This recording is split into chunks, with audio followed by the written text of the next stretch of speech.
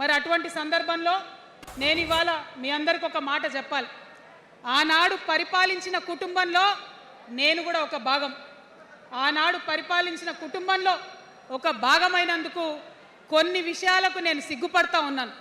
తెలంగాణ ప్రజల్ని క్షమించమని కూడా కోరుతా ఉన్నాను. కానీ తెలంగాణ సాధించినందుకు మాత్రం చాలా గర్వపడుతున్నాను. నా జన్మ ధన్యమైందని చెప్పి భావిస్తూ ఉన్నాను.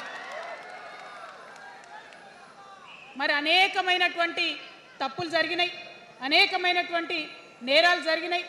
అనుకున్నటువంటి తెలంగాణ సాధించుకోలేదు. మరి ఆ తప్పులో ఎక్కడో ఒక దగ్గర నాకు భాగం ఉందని చెప్తున్నప్పుడు మరి కేవలం క్షమాపణ చెప్తే సరిపోతుందా?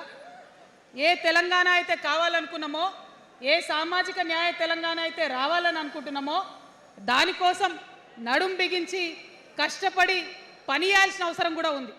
మరి ఇవాళ పని చేయడం కోసమే తెలంగాణ రాష్ట్ర సేన ఇవాళ తెలంగాణ ప్రజల ముందుకు వచ్చింది.